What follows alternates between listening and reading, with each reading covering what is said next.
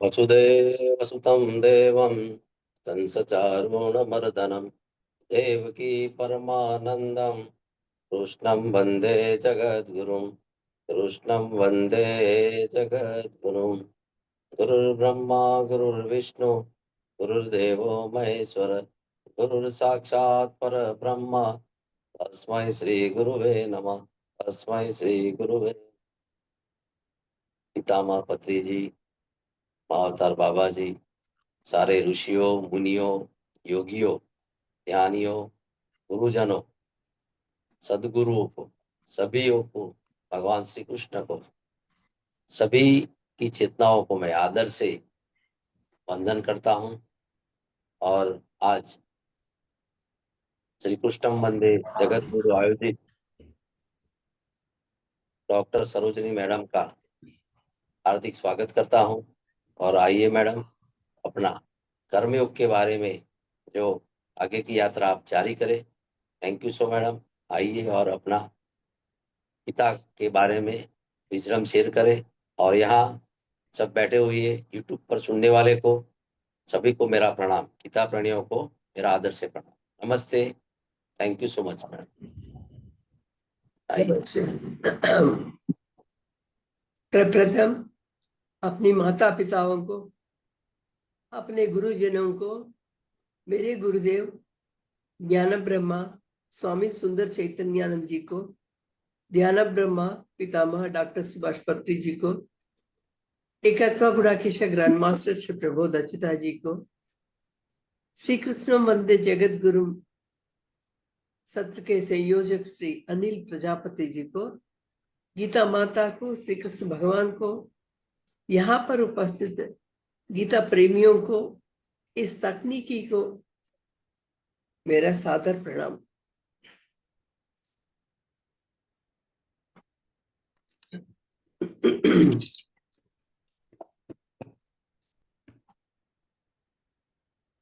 अभी कुछ समय तक हम ध्यान करेंगे। सभी लोग अपने दोनों पैरों को क्रॉस करके अपने दोनों हाथों को मिला के नाभि के पास, नाभि के निचले भाग में रखते हुए मुस्कुराते हुए अपने अंदर चलती हुई सांसों को निहारते रहिए।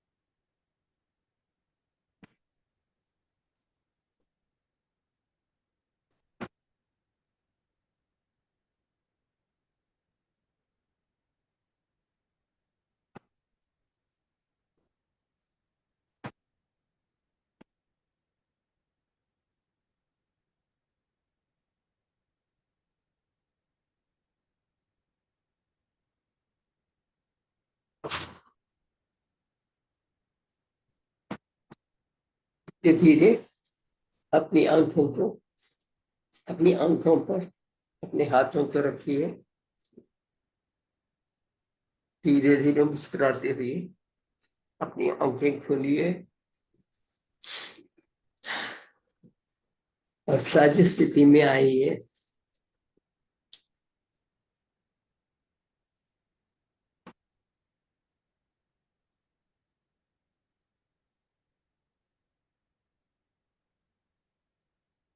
पार्थाय प्रतिबोधितां भगवता नारायणेन स्वयं व्यासेन ग्रथितां पुराणमुनिना मध्ये महाभारतम्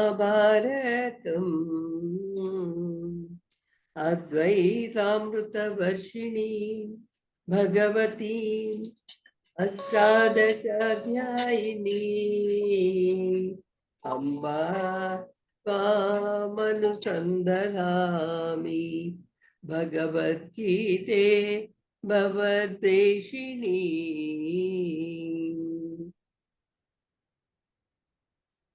तो कल के सत्र में हम लोग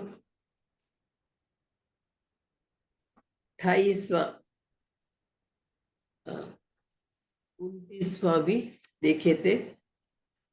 तो 29वां श्लोक में प्रकृते ही गुण सम्मूढ़ाः सज्जन्ते गुणकर्मसु तान् अकृत्सविदो मंदा कृत्स्नविद न विचालयेत्। वह जो अल्पज्ञ है उनको मंदमती करके कहा गया है, क्योंकि प्रकृति तो गुण सम्मिलित गुणों से सम्मिलित है।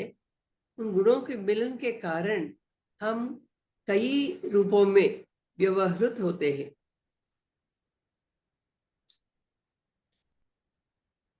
इन गुणों के कार्यों से ही उसके प्रति ही आसक्त होते हैं।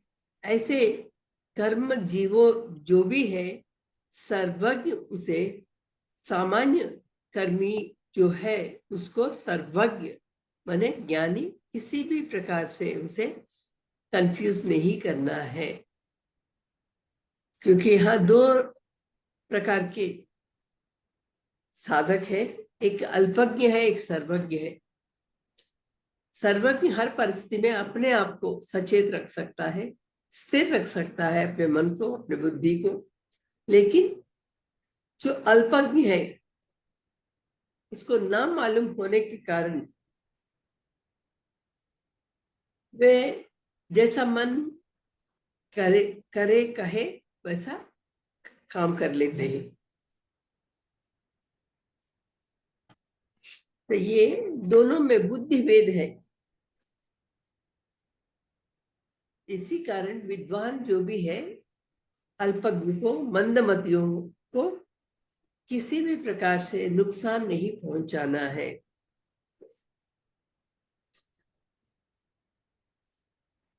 जो प्रवचन करते हैं उनको तो मालूम है, लेकिन जो सामान्य व्यक्ति है, अल्पज्ञ है, क्योंकि ज्ञानी के पास ज्ञान हो सकता है लेकिन वो ज्ञान प्रदान करने की सोच में पड़ गए तो सामान्य व्यक्ति उसे ठीक से समझ पाता है, ना समझ पाता है। तो यह कैसा रहता है, माने जो व्यक्ति ज्यादा, जिसके पास पाचन शक्ति नहीं है, उसको हम खिला दिए ज्यादातर तो वो मन कर लेता है।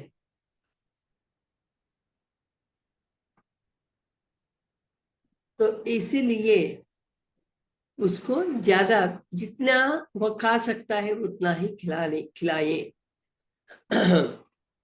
यहाँ खिलाना का मतलब है बोध करना। वो जितना समझ सकता है उतना ही, थोड़ी सी मात्रा में ही उसको समझाना है।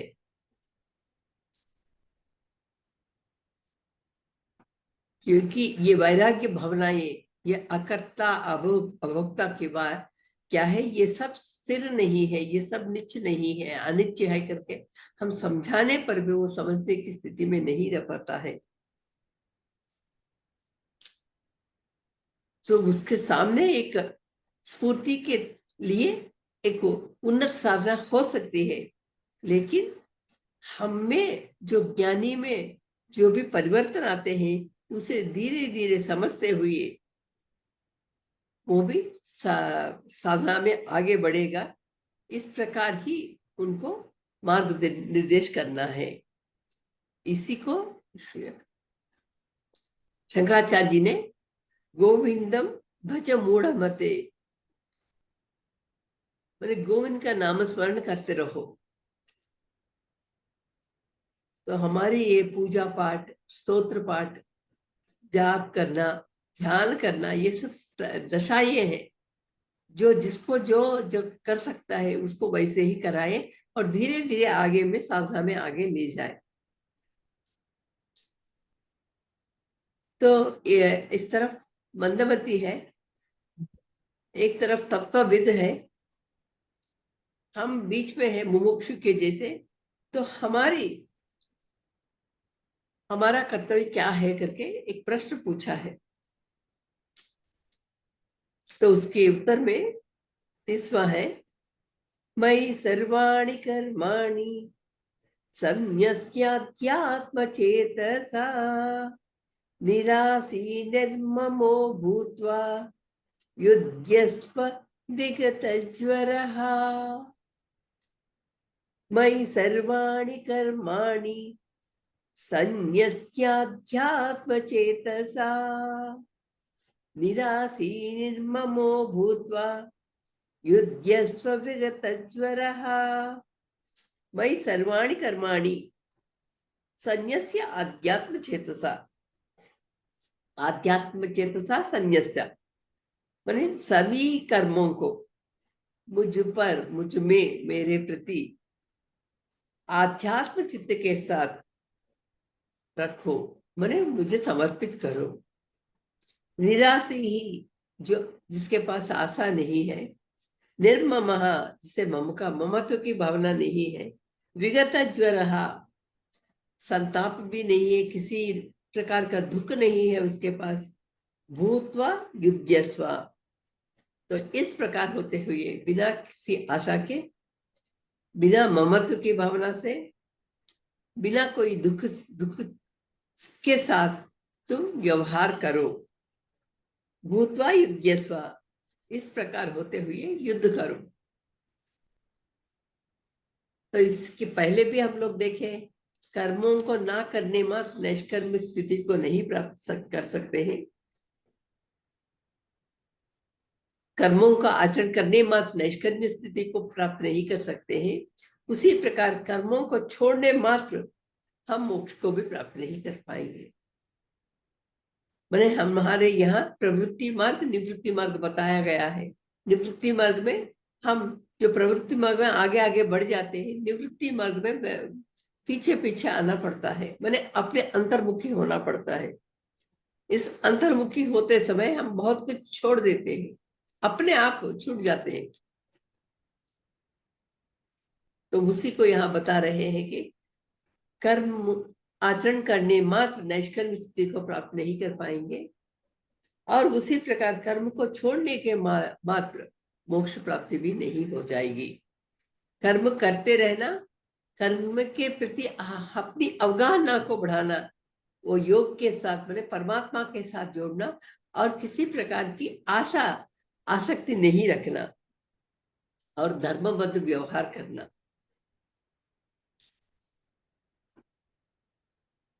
यहाँ जरूर कर्म को करने के प्रति ही उसी को यहाँ पे बता रहे हैं। कर्म करने की अनिवार्यता को बता रहे हैं। बिना कर्म किए हम कुछ भी प्राप्त नहीं कर सकते हैं। देह यात्रा भी नहीं चलती है। तो यहाँ पे कर्मयोग प्रकरण को समाप्त करने के पहले ही तुमको युद्ध करना ही तुम्हारे लिए श्रेष्ठता है। यहाँ इसके पिछले श्लोकों में श्रेष्ठता और ज्येष्ठता, या श्रेष्ठत्व या ज्येष्ठत्व, इसको देखा। श्रेष्ठ किस में है? तो तुम्हारे कर्म करने में ही है। क्योंकि हर एक व्यक्ति को कर्म करते करते धीरे धीरे उसे समझते हुए कर्म योगी के रूप में बदलना है। तो अर्जुन युद्ध भूमि में है, तो इसीलिए उसको युद्ध करने के लिए कहा जा रहा है। जो जो व्यक्ति जिन जिन क्षेत्रों में रहते हैं उसी प्रकार के कर्मों का व्यवहार करना चाहिए। कल ऐसे ही हमारे घर में एक बात हुई कि अर्चक वृत्ति माने जो पूजा पाठ कराते हैं मंदिर में, उसके लिए कुछ ही सीमित कुछ लोगों को ही मंदिर में पूजा के लिए लिया जाता है। तो आजकल सभी लोग उसके लिए क्लेम कर रहे हैं हम भी पुजारी बन सकते हैं। लेकिन मेरा कहना है कि पुजारी बनने में कोई हर्ज नहीं है, लेकिन पुजारी जिस प्रकार के जिन नियमों का पालन करते हैं उनको भी पालन करना चाहिए। मेरा अभिप्राय इतना ही है। और दूसरी बात है, इस किसी भी क्षेत्र में किसी भी वृत्ति में संडे है, लेकिन अर्चक वृत्ति के लिए संडे नहीं है। दोनों टाइम जाना है, सुबह शाम भगवान की पूजा करने में लग जाना है।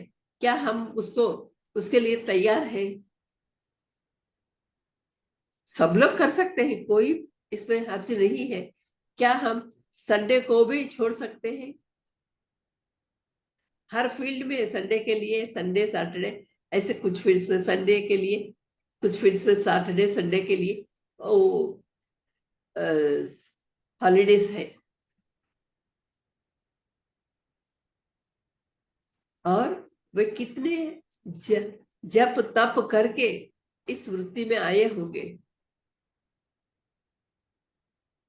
इसके पीछे जो है उनके बारे में समझे बिना और हम वो काम कर लेंगे करके सभी लोग माने एक मजाक कर रहे हैं।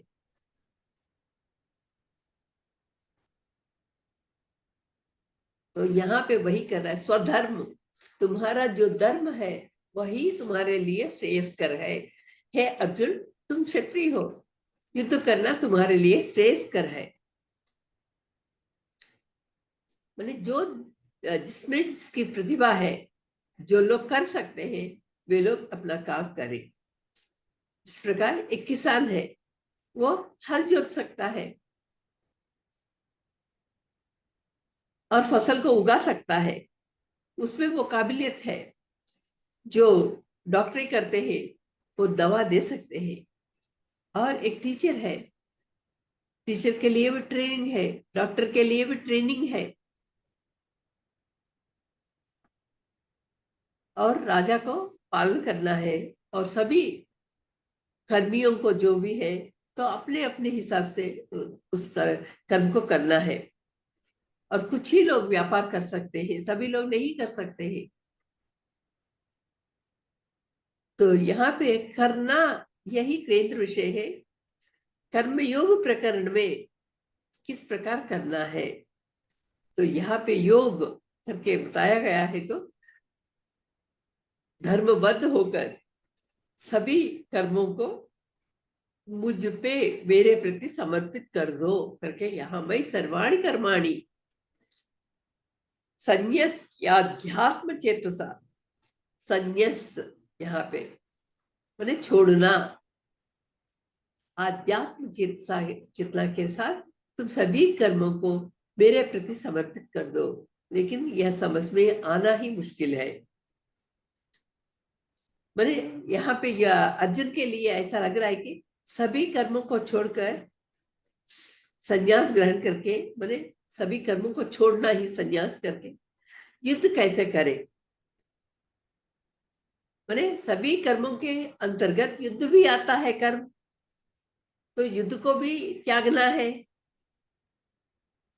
वैगा यहाँ पे यह कर रहा है कि सभी कर्मों को तुम त्याग दो।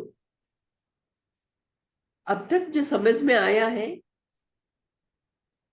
ज्ञान निष्ठावान ही इसके लिए योग्य है,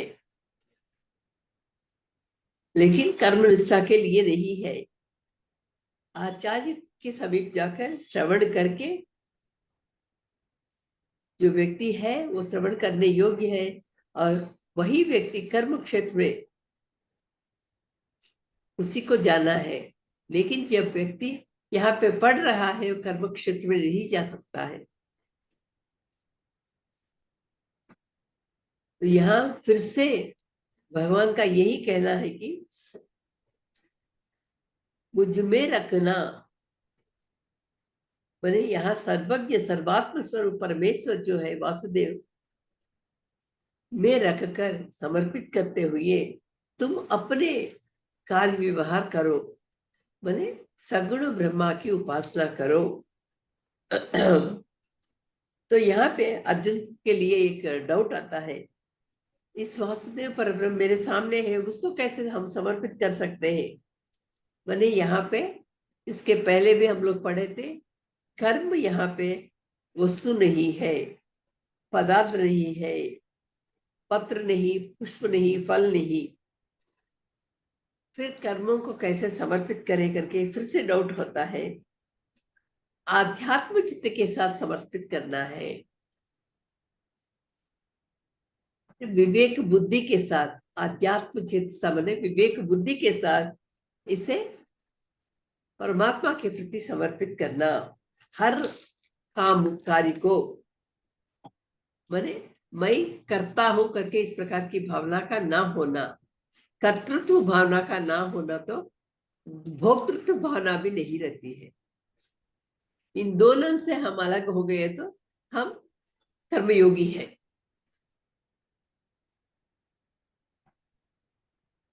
अभी एक सेवक की तरह व्यवहार करना है, क्योंकि सर्वत्र परमात्मा व्याप्त है, हम एक बूंद समान है।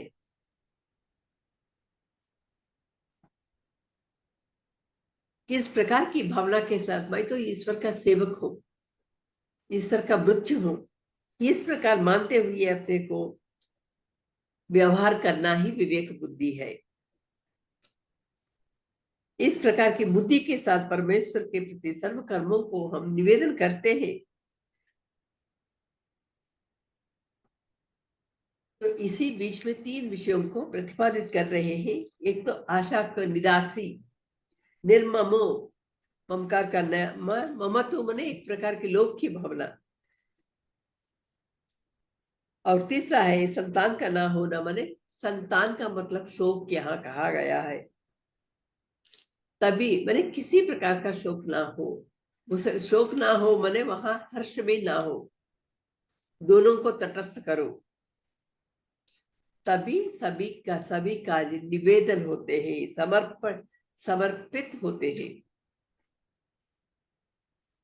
माने यहाँ पे हर कर्म के पीछे कुछ ना कुछ आसक्ति या आशा होती है, उस आशा को छोड़ना है। वो वर्तमान का हो सकता है या भविष्य का हो सकता है, या पिछले जो बीत गई है उसके प्रति हो सकती है। हर कार्य में आशा निराशाएं होती है, और ये मेरे अनुसार ये फलीभूत होना है करके इस प्रकार की भी समझ होती है। तो जो भूत बीत गया है वो तो वापस नहीं आता है, लेकिन जो आशा ये है वो भी वापस नहीं आएंगे, लेकिन उनसे संबंधित व्यवहार ही होता है। क्योंकि अब इस समय में जो आशाएं चल रही थी वैसे ही पहले भी चले थे, क्योंकि मनुष्य एक आशा जीवी है। जो भूत समय में, पिछले समय में जो बीत गए, उस समय में जो आशाएं रही, आज वही निराशा के रूप में घूम रहे हैं मेरे इर्द गिर्द ही, क्योंकि मेरी ही आशाएं हैं। इसके प्रति भविष्य में मैंने इन कर्मों के प्रति तो सचेत होते हुए, क्योंकि आज जो मेरे मन में जो वासना है कल के रूप में वो अगर प्रतिकूल के रूप में हो गए तो हम निर्वीर्य हो जाते हैं। तो इसके पहले कई कर्म ऐसे किए हैं, कुछ फलीभूत हुए, कुछ नहीं हुए, लेकिन ज्यादातर हम दुखी होते रहते हैं। तो अब इसके बारे में समझते हुए उस दुख को दूर करने की कोशिश हमें जरूर करना है। तो कर्मयोग का व्यवहार माने इस प्रकार सब कुछ छोड़ देना, सब कुछ त्याग देना। कर्म करेंगे हम, कर्म फल के फल आए तो भी हम भुगतेंगे, लेकिन हम उसके साथ एक प्रकार का बंधन में ना पड़कर, इसीलिए कर्मयोगी निराशी के रूप में बदल गए। अब कुछ से उससे कुछ फल लेने की जरूरत नहीं है, मैंने उसके प्रति जो आशा है उसको छोड़ दिया। लोक को भूलकर लोकेश्वर को याद जो करते हैं वही कर्मयोगी है। लोक को भूलकर लोकेश्वर के प्रति समर्पित भावना में रहना ही कर्मयोगी है। तो यह कर्मयोगी वैभव एक ईश्वर के सेवक के रूप में व्यवहार करना है। और जो कर्म योग में शुद्ध होता है, अंतःकरण की शुद्धि होती है, वही ज्ञान प्राप्ति के द्वारा ज्ञान प्राप्ति के लिए योग्य बनते हैं और मोक्ष के पात्र भी हो जाते हैं। 31वां श्लोक देखेंगे। ये मे मतमिदं नित्यम अनुतिष्ठन्ति मानवाः श्रद्धावन्तो अनसूयन्तो मुच्यन्ते ते अपि कर्मभिः। ये मे मतमिदं नित्यम् अनुतिष्ठन्ति मानवाः श्रद्धावन्तो अनसूयन्तो मुच्यन्ते ते अपि कर्मभिः। ये मे मतमिदं नित्यम् अनुतिष्ठन्ति मानवाः।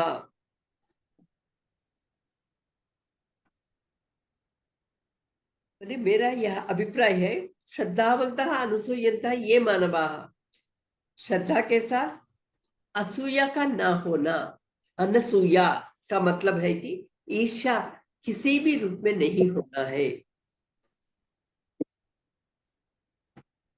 इस प्रकार जो कार्यों का व्यवहार करते हैं, नित्यम अनुतिष्ठन्ति, जो इस रास्ते को फॉलो करते हैं, श्रद्धावंतः अनुसूयन्तः, इसको फॉलो करते हैं, इस मार्ग पर चलते हैं, ते अपि कर्म भी मुच्यन्ते, ते अपि वे भी कर्म भी कर्म के साथ मुच्यन्ते मुक्त होते हैं। तो हे अर्जुन, जो भी मैंने कर्मयोग के बारे में बताया, जितने भी लोग रहे तुमसे पहले वे सब लोग तर गए। अनादि से, पता नहीं कब से, यह कई लोगों को ज्ञान भिक्षा प्रदान किया। इसलिए जनकादि के उनको उनके बारे में हम देखे थे, वे सभी परानुग्रह कर्मों का आचरण किया है। और अर्जुन, मुझे देखो, मुझे कुछ पाने की जरूरत नहीं है, फिर भी मैं कार्य कर रहा हूं। अभी क्यों तुम बुलाए तो हम आए रथ सारथी के रूप में, क्योंकि हर काम मेरे लिए परमात्मा का ही कार्य है।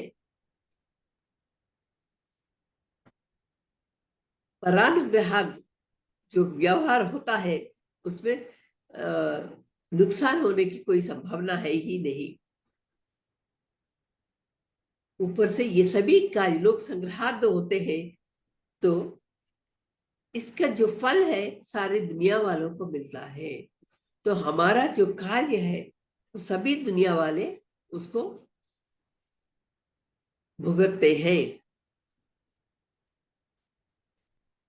अरे हे अर्जुन, ये भी समझो, कभी कोई तर गए इसका मतलब आज सरेंगे कि नहीं, इस प्रकार के संशय होने की भी जरूरत नहीं है। ये किसी भी समय में अगर पानी हो सामने तो कोई भी व्यक्ति जाकर पी सकता है, उसकी प्यास बुझ जाएगी।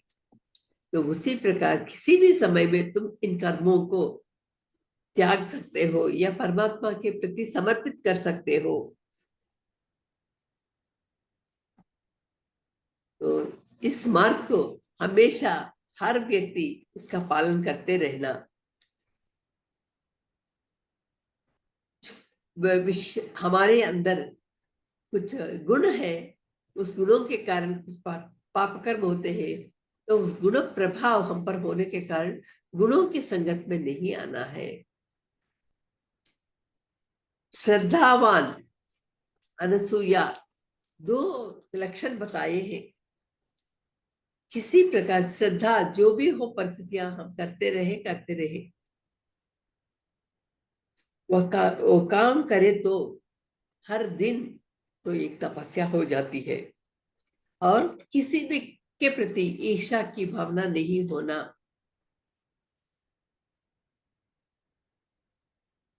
कहने में बहुत मुश्किल है, लेकिन धीरे धीरे इसे जब अपना लेते हैं तो इस पर जरूर हम हासिल कर पाते हैं।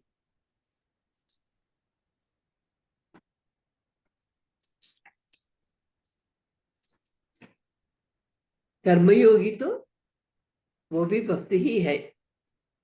सगुण ब्रह्म ध्यान को वो आगे ले जा सकता है। और साधना करने के लिए समय नियम का आवश्यकता है। कर्म तो निरंतर वो प्रवाह के रूप में होते ही रहते हैं। ऐसे समय योग बुद्धि के साथ अगर कर्म करे तो काफी कुछ भलाई होती है। श्रद्धावान लभते ज्ञानम, श्रद्धा को ही पहला स्थान दिया गया है अहिंसा के बाद में, क्योंकि श्रद्धा जिसके पास श्रद्धा है वे ही लोग सब कुछ प्राप्त कर पाते हैं। जितनी जितनी श्रद्धा है उतना ज्यादा उन्नत होता है व्यक्ति। और दूसरी बात असूया, वो तो विष के समान है। भले ही कोई हमको दूध दिए अनजान व्यक्ति, लेकिन उसमें क्या मिला दिया है हमको मालूम ना होने के कारण उससे दूर रहना, उससे बचकर रहना है। तो यह तो श्रद्धा तो अमृत मार्ग है, अमृत के समान है। शास्त्र के माने श्रद्धावान लभते ज्ञान, श्रद्धावान श्रद्धा क्या है माने शास्त्र के प्रति, सद्गुरु वचनों के प्रति शुद्ध बुद्धि होना है। माने पवित्र मन के साथ उसको स्वीकार करो और वैसा निर्वाह करो। के प्रसाद रूपी ज्ञानामृत में अगर हम विष को मिला दिए, उसके बाद जो प्रमाण फल हमें ही स्वीकार करना पड़ता है। यहाँ सावधान होने के लिए, क्योंकि परमात्मा से ही सब कुछ संभव है, हमको संभव हुए, और परमात्मा को देने के लिए बहुत हम पीछे हो जाते हैं, हिचकिचाते हैं। लेकिन जो व्यक्ति इसको करता है श्रद्धा के साथ और असूया रहित व्यवहार करता है, तो उसके लिए बहुत उन्नत स्थान पर पहुंच जाता है। तो यहाँ पे दो बातों के लिए जोर दिया गया है। एक ज्ञानामृत, अमृत, किसी प्रकार के ईर्ष्या की भावना वहां का होना जरूरी नहीं है। और आध्यात्मिक साधना में अगर किसी को ईर्ष्या हो, किसी को कुछ और भाव हो, तो वे वहीं पे रुक जाते हैं। तो यहाँ 32वां श्लोक, एते तदभ्यसूयन्तो नानुतिष्ठन्ति मे मतम् सर्वज्ञान विमूढ़ां स्वान् विद्धि नष्टान् चेतसः। एते तदभ्यसूयन्तो नानुतिष्ठन्ति मे मतम् सर्वज्ञान विमूढ़ां स्वान् विद्धि नष्टान् चेतसः। ये तुम्हें एतत् मतम् अभ्यसूयन्तः न अनुतिष्ठन्ति, ये तुम्हें जो व्यक्ति मेरे प्रति एतत् मतम माने इस अभिप्राय अभ्यसूयन्तः न अनुतिष्ठन्ति माने असूया रहित, अभ्यसूयन्तः असूया के साथ, और न अनुतिष्ठन्ति वे इस कार्य को नहीं करते हैं। तान अचेतसः, तो उनको अचेतलस माने अविवेकी, सर्व ज्ञान विमूढ़ान, किसी भी प्रकार का उसके पास ज्ञान नहीं है, नष्टान विद्धि, तो वे हर पल हम व्यवहार किस प्रकार कर रही है इसके प्रति सचेत होना है। अगर नहीं करते हैं, जो किसी के पास ज्ञान ही नहीं है, तो अपने आप में रहते हैं, अपना व्यवहार करते हैं, तो इनको समझो कि ये गलत रास्ते पर चल रहे हैं, ये बुरे साधक है, इस प्रकार समझ लो। जो असूया के साथ है, वे मेरे मार्ग पर नहीं चल सकते हैं, मेरे बताए हुए जो नियम है उसको फॉलो नहीं कर सकते हैं। तो ऐसे लोगों को तुम मूर्ख समझो और उनको सर्व ज्ञान शून्य के रूप में समझो और भ्रष्ट समझो। तो यहाँ पे फिर से वही उसी बात को दूसरे रूप में कह रही है कि जो श्रद्धावान है, असूया रहित है, वे परमेश्वर को प्राप्त करने में, क्योंकि वे लोग ऐसा व्यवहार कर रहे हैं परमात्मा को प्राप्त करने के लिए, तो धीरे धीरे उनको मोक्ष की प्राप्ति होगी। ज्ञानवान होकर तब जाते हैं, और उसके विपरीत जो है, सब कुछ होते हुए भी व्यवहार नहीं करते हैं, वे भ्रष्ट हो जाते हैं, मतलब भटक जाते हैं, अपने रास्ते से भटक जाते हैं। ऐसे लोग हैं अविवेक या अचेतस। इसीलिए कभी भी गुरु के बारे में, शास्त्र के बारे में गलत बातें नहीं करना। उस भगवान को सर्व का नाम दिया गया है, तो वे सर्वरूप है, इसलिए परमेश्वर सर्वत्र व्याप्त है, सर्वज्ञ है, उसको सब पूरा ज्ञान, पूरी शक्ति, पूरी विद्वत्ता उसी के पास है। ऐसा ज्ञान जिसके पास नहीं है वह विमूढ़ है। इसीलिए जो श्रद्धा नहीं है, असूया पर है, वे ही विमूढ़ है, वे ही मूर्ख है, संशय ग्रस्त है।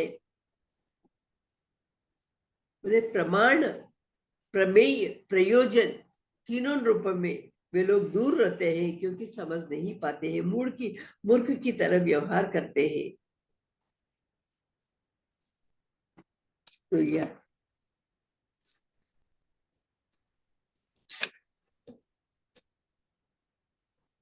इस प्रकार ये 33वां श्लोक देखकर हम थोड़ा ध्यान करेंगे। सदृशम चेष्टते स्वस्याः प्रकृते ज्ञानवानपि प्रकृतिं यान्ति भूतानि निग्रहः किं करिष्यति। सदृशं चेष्टते स्वस्याः प्रकृते ज्ञानवानपि प्रकृतिं यान्ति भूतानि निग्रहः किं करिष्यति। सदृशं चेष्टते स्वस्याः प्रकृतेः ज्ञानवान् अपि प्रकृतिं यान्ति भूतानि निग्रहः किं करिष्यति। ये श्लोक है। तो कल के क्लास में हम इसको देखेंगे, इसके बारे में चर्चा करेंगे, और अभी कुछ समय तक हम फिर से ध्यान में जुट जाएंगे। धीरे धीरे अपने दोनों पैरों को क्रॉस करते हुए, दोनों हाथों को मिलाकर अपनी नाभि के नीचे रखते हुए, मुस्कुराते हुए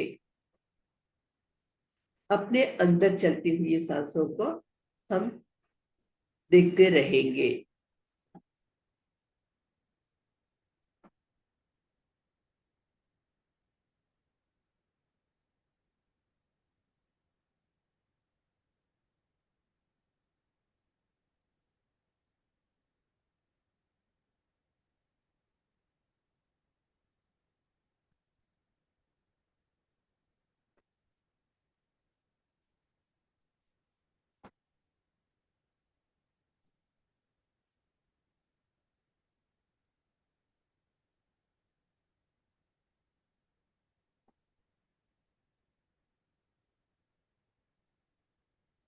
मुस्कुराते हुए अपने अंदर चलते हुए सांसों के प्रति निगरानी रखेंगे।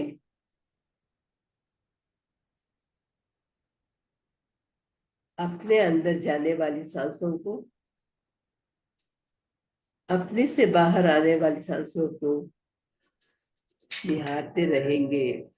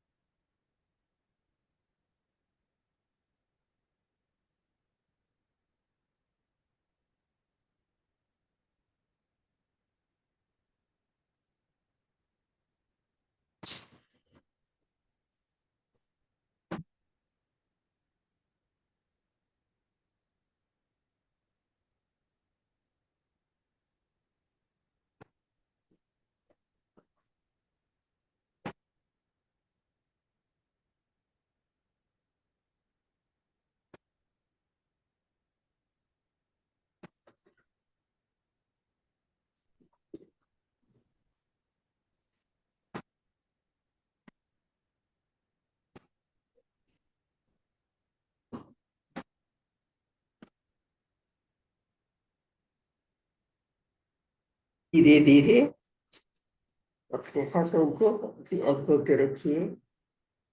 धीरे धीरे मुस्कुराते हुए आंखें खोलेंगे। ओम सर्वे भवन्तु सुखिनः, सर्वे सन्तु निरामया, सर्वे भद्राणि पश्यन्तु, मा कश्चित् दुःखभाग् भवेत्। ओम शांति शांति शांति।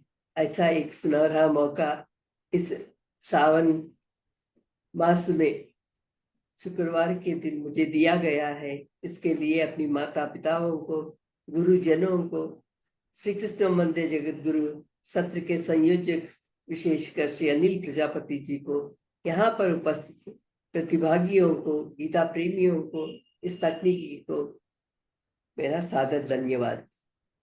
Thank you thank you thank you. खूब खूब धन्यवाद मैडम, खूब खूब धन्यवाद सरोजिनी मैडम। बहुत अच्छा आपने 3 श्लोक 30 से 33 तक करवाया। 3 श्लोक 4 श्लोक बहुत अच्छी तरह से समझाया कि विवेक विवेक रखकर सर्व कर्मों को अर्पण करना है हमको। विवेक बुद्धि से रखकर सही कर्म करना है। भगवान को फल की इच्छा नहीं रखनी, और जो हम कर्म किए हैं विवेक के अनुसार वो भगवान को अर्पण करना है।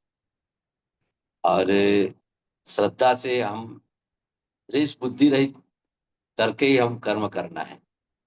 किसी के साथ राग द्वेष नहीं रखना है, तो हम कर्म बंधन में नहीं पड़ सकते। तो बहुत अच्छी आपने ये भी बात बताई। और ज्ञानी जो लोग हैं वो अपने स्वभाव के अनुसार कर्म करते हैं, और जो प्राणी जो भी है उसके स्वभाव के अनुसार अनुसरते हैं। तो ये सब कर्म प्रकृति के अनुसार होते रहते हैं, गुणों के अनुसार। वो भी आपने बहुत अच्छा समझाया। और आज जो लक्ष्मी पूजा का व्रत है, तो हाँ, मैडम वरलक्ष्मी व्रत। लक्ष्मी व्रत में आप जो वो होता है ना लक्ष्मी जी का, कौन सा, हिरण्यम, ऐसा कोई श्लोक हाँ, आता है। हिरण्यवर्णाम हरिणीं अब सुवर्ण वो बोलिए आप। रजतस्रजाम श्री सूक्तम। हाँ, श्री हाँ सूक्तम बोलिए। आता है हाँ। आपका, आता है। अच्छा। मैंने ये पूजा करते समय ही जो श्लोक होता है उसके पहले ही इसको एक एक श्लोक के साथ जोड़ के हम पूजा करते हैं। यस यस यस, इसका ये मतलब क्या होता है श्री सूक्तम का। श्री सूक्त का मैंने लक्ष्मी माता प्रकृति में सर्वत्र, वो तो क्या है, हरा भरापन होता है, उसी के साथ हमारी जिंदगी चलती है। हिरण्य वर्णम, वो तो ये हिरण्य माने गोल्ड कलर का है। हरिणी, हरिणी माने यहाँ पे ग्रीन कलर का है।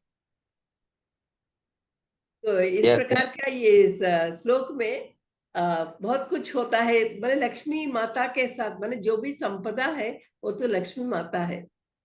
तो एक आध श्लोक गाइए मैडम, 1 2 श्लोक, ज्यादा नहीं। हिरण्यवर्णां हरिणीं सुवर्ण रजतस्रजां चंद्रां हिरण्मयीं लक्ष्मी जातवेदो ममावह तामावह जातवेदो लक्ष्मीमल्पगामिनीं यस्यां हिरण्यं विन्देयं गामस्वं पुरुषानहम् अश्वपूर्वां रथमज्जाम् अस्तिनाद प्रबोधिनी श्रियं देवी ममाह्वये श्रीमां देवी जो शतम।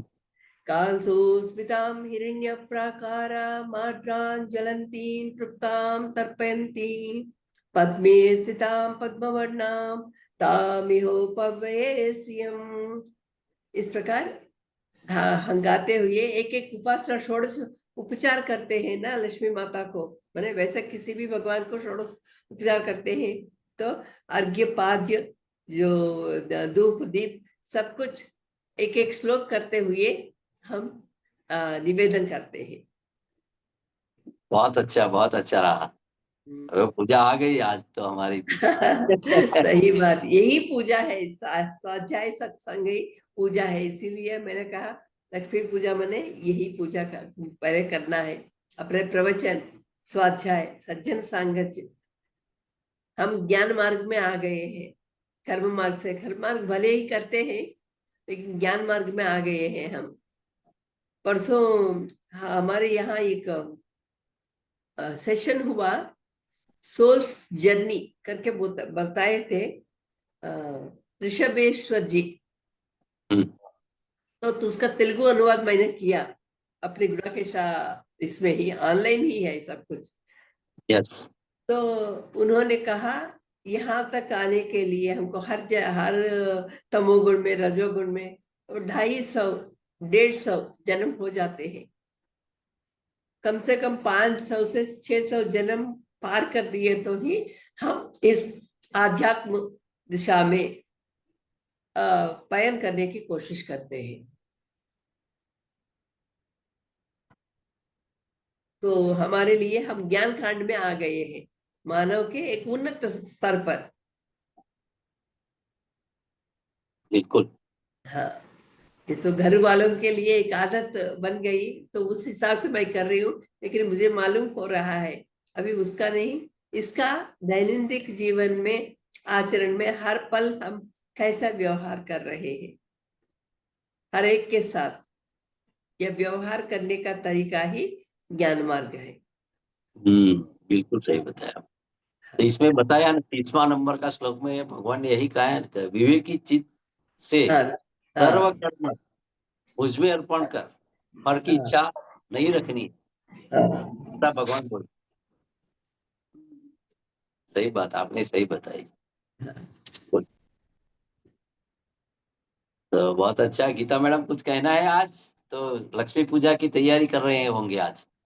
Right, right. करे Yes, कहने yes, दीजिए, आप भी yes. कर रही है Yeah, yeah, madam? yeah, yeah, yeah, yeah. मैं भी कर रही हूँ, सब तैयारी हो रही है। हाँ हाँ हाँ, ठीक So है, ठीक। I'm actually doing all the arrangements. फिर हाँ पकवान भी बनाना है ना, और नैवेद्य बनाना है। हाँ, वो तो है, और अभी जाके और करना है। साढ़े साढ़े 10 बजे के पहले ही शुरुआत करना है, राहु हाँ, काल आता है। 9:30 को तो एक मुहूर्त बोले थे, तो 9:30 हाँ, से हाँ, ऐसा कर लेंगे, हम भी कर या लेंगे। हम लोग भी ऐसे करते हैं। Very nice. Tomorrow we will, और सम जी टाइम जी लेटर वी विल जी, डिस्कस अगेन। बिल्कुल थैंक बिल्कुल। You madam, thank you welcome so welcome. Much. Shri Suktam भी आपने आज गा के बताई, मैं रोज पढ़ती हूँ श्री हाँ, उसका सुक्तम। आज तो थोड़ा वो रिपीटेशन ही हुआ है। Very nice madam, we will talk everything next time. जी या जी। Thank you, very nice session. Anil Prajapati sir, thank you so much, thank you so much thank you madam, madam को थैंक यू। बुलाने के लिए। Thank you, thank you. Thank you. तो doctor Sarojini madam आपका खूब खूब धन्यवाद है। आपको श्री सुक्तम की का पाठ भी आपने थोड़ा किया, बहुत आनंद की हाँ बात है। आई नो, हाँ हाँ आई नो, सुबह सुबह सब प्रवचन भी हो गया मैडम से, मुझे बहुत और अच्छा मैडम लगता के। है। मेरी मम्मी जी के पास ही एक किताब रहती थी, तो उनसे लेकर मैं सीखी थी। मम्मी पहले सुबह सुबह इस सुश्री सूक्त के साथ पूजा पाठ कर लेती थी। तो वो ओके। गाना, वो धुन मुझे याद है। बाद में जो उससे मेरी शादी होने के बाद मैंने सीखा और मैं वैसा हर हाँ रोज करता था पूजा पाठ मैडम। करना सीखा। हाँ जी। मैं हर रोज श्री सुक्तम पहले करता था। हाँ मैंने अभी अभी नहीं करता, आज करूंगा। आज बहुत जी। याद आ गया, मेरे पास है पुस्तक हाँ श्री सुक्तम, इसलिए तो मैं सब रखता हूँ मेरे पास। जी। तो श्री हाँ, सुक्तम पहले बहुत करता था। मैं भी अभी मुझे करती थी, मैं भी करती थी।